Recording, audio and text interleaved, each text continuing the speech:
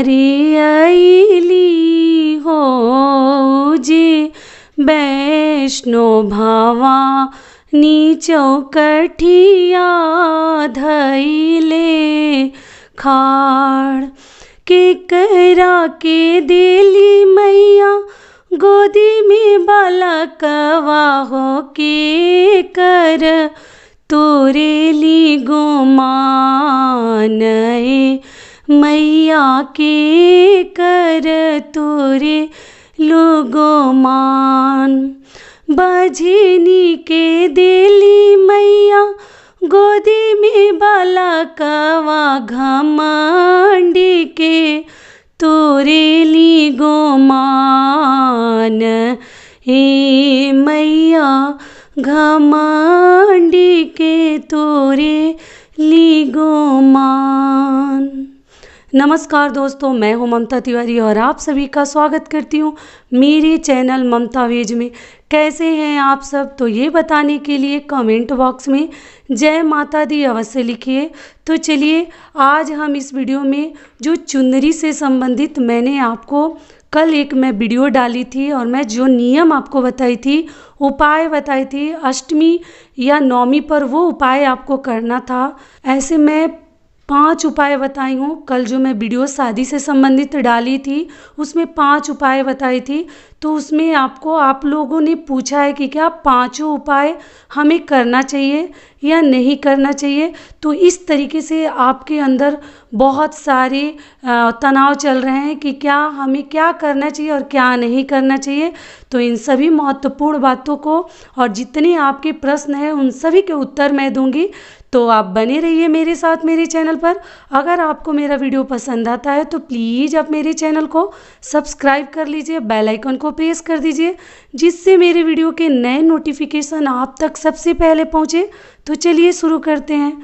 तो सबसे पहला आपका सवाल था कि क्या 5 उपाय में से कोई हमें एक उपाय करना है या हमें 5 के 5 उपाय हमें करना है।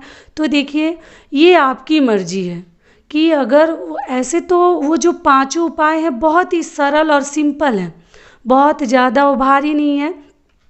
वो 5 उपाय आप चाहें तो कर सकते हैं, अगर नहीं चाहते हैं तो कोई एक उपाय भी आप कर सकते हैं। लेकिन जो चुंदरी वाला उपाय है वो आप ज़रूर कर लीजिएगा, क्योंकि वो उपाय बहुत ही साधारण और सिंपल और सुंदर उपाय है और वो माता का आशीर्वाद हमें लेना है। आपको पता ही है कि अष्टमी के दिन हम महागौरी माता की पूजा करते हैं और नवमी के दिन सिद्धिदात्री माता की पूजा करते हैं, जो सभी सिद्धियों को देने वाली माता है। और अष्टमी के दिन कन्या पूजन करते हैं, नवमी के दिन हम कन्या पूजन करते हैं, कन्याओं को खिलाते हैं। लेकिन अभी इस महामारी में तो कन्याओं को हम घर में बुलाकर नहीं खिला सकते, तो उसके लिए भी मैं उपाय बताई हूँ। एक वीडियो मेरे चैनल पे है कि बिना कन्याएं मिले हम कन्या पूजन कैसे करें। तो आप चाहें तो चेकआउट कर सकते हैं उस वीडियो को, तो आप आसानी से अपना कन्या पूजन कर सकते हैं। तो दूसरा हमारा आप लोग का प्रश्न क्या था कि क्या चुंदरी हम माता को चढ़ाकर वहीं छोड़ देंगे या लेकर आएंगे। तो मैं सोची कितने लोगों को इस क्वेश्चन का, इस प्रश्न का मैं उत्तर दूं, उससे अच्छा कि मैं वीडियो ही बना देती हूं कि आप लोगों को अच्छे से समझ में आ जाएगा कि वो चुंदरी हम क्या करें, घर लेकर आएँ या मंदिर में छोड़ दें। और मंदिर में हम नहीं जा सकते तो हम क्या करें। तो इसके लिए देखिए मैं बता देती हूँ कि जो अपने घर में आप कलश स्थापना किए हैं, माता की पूजा कर रहे हैं, जैसे आज 5वां दिन हमारा हो गया, तो जो कर रहे हैं एकम से आप पूजा, तो वो तो आप करिए ही। और उसमें हम माता की जो पूजा पाठ चालीसा वगैरह जो करते हैं वो तो करना ही है, अखंड ज्योति जलाते हैं। लेकिन जो चुंदरी वाला उपाय है वो हमें मंदिर में करना था, मंदिर में करना है, क्योंकि मंदिर में माता की मूर्ति पे चढ़ा के और उसी हमें आशीर्वाद जैसा हमें लेकर रखना था अपने लिए, शादी के लिए। और वो जब शादी होती तो हम इस्तेमाल करते हैं। फिर आप लोग पूछते हैं कि चुंदरी कैसा होना चाहिए।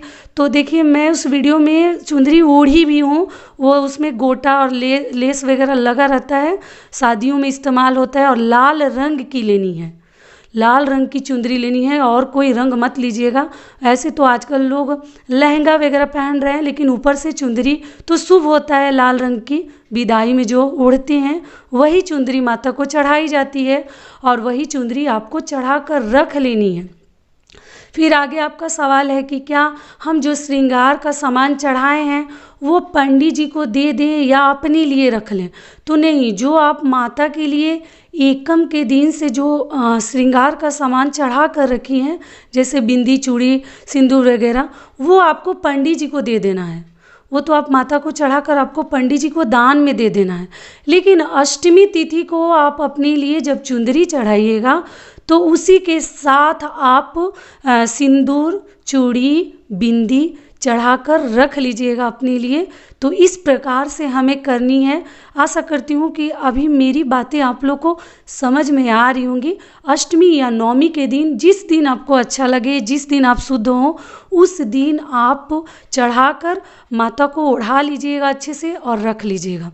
फिर अगला जो बात आ गया कि क्या मंदिर, जो मंदिर है वो बंद है तो हम घर में कर सकते हैं। तो फिर क्या करेंगे? अगर ऐसे नियम तो मंदिर में ही करने का था, लेकिन अगर मंदिर हम नहीं जा सकते इस महामारी में तो आप घर में भी कर सकते हैं। तो ये भी मैंने आपका डाउट क्लियर कर दिया। फिर जो हमारा आप लोग का अगला जो प्रश्न है कि क्या हमारा ये पीरियड का 7वां दिन है, 5वां दिन है, तो हम पूजा कैसे करें, क्या करें? तो इसके लिए भी मैं देखिए बता देती हूँ कि देवी माँ की पूजा जैसे पहले, दूसरे, तीसरे, चौथे दिन किसी भगवान की हमें पूजा नहीं करनी है। लेकिन जो माता हैं, जो देवियाँ हैं, उनकी पूजा हम 5वें दिन से कर सकते हैं, बिल्कुल कर सकते हैं, कहीं कोई समस्या नहीं है। लेकिन जो देव हैं, जो भगवान हैं, जो पुरुष हैं, उन भगवान लोग को हमें 7वें दिन से ही पूजा करनी चाहिए। लेकिन देवी की पूजा आप बिल्कुल घबराएं नहीं। आपका अगर 5वां दिन भी हो गया है पीरियड का तो आप आराम से पूजा कर सकती हैं। अगर मान लीजिए पहला, दूसरा, तीसरा दिन है तो अगर आप चाहें तो अपनी माँ से करवा सकती हैं। घर में कोई भी तो होगा, माँ है, बहन है या भाभी है, किसी से भी आपके नाम से, आपका नाम लेकर संकल्प करके और वो चढ़ा देंगी तो आपकी तरफ से ही माना जाएगा। तो ये भी क्लियर कर दिया मैंने। तो अगर 5वां दिन हो गया है तो आप देवी की पूजा आराम से कर सकते हैं, बाल वगैरह धो के। कोई भी दिन पड़े, 5वें दिन आप बाल धो लीजिए। पूजा पाठ में ज़्यादा नहीं लिया जाता है। और जो मैंने एक फूल के लिए बोला था, तो आप लोग बोल रहे हैं कि अगर हम मंदिर नहीं जाएंगे तो वो फूल कैसे लेकर आएंगे। मैं उसमें बोली थी, मैंने बताया था कि जब आप मंदिर जाइए तो माता के चरण के पास से एक अड़हुल का फूल या गुड़हल का फूल, जो भी आप कह लीजिए, एक फूल आपको लेकर आनी थी और उसको रख लेनी थी अपनी चीज़ों में, अपने सामान में। आपको अच्छे से जतन से उसको रख लेनी थी, किसी का पाँव वगैरह ना पड़े, थोड़ा बचा के सेफ्टी से रखनी थी। तो वो अगर आप मंदिर नहीं जाते हैं तो कैसे करेंगे? तो ठीक है, जो आपके घर में माता रानी का आप पूजा कर रहे हैं, कलश स्थापना किए हुए हैं, तो वहाँ से भी वो फूल आप मन में सोचकर श्रद्धा से और मन्नत करके वो फूल को आप रख सकते हैं। कहीं कोई समस्या आदि नहीं है। तो इस तरीके से भी करने में आप कर सकते हैं, क्योंकि भगवान भी मनुष्यों की मजबूरी को समझते हैं। अभी बहुत ही खतरनाक और डेंजरस टाइम चल रहा है।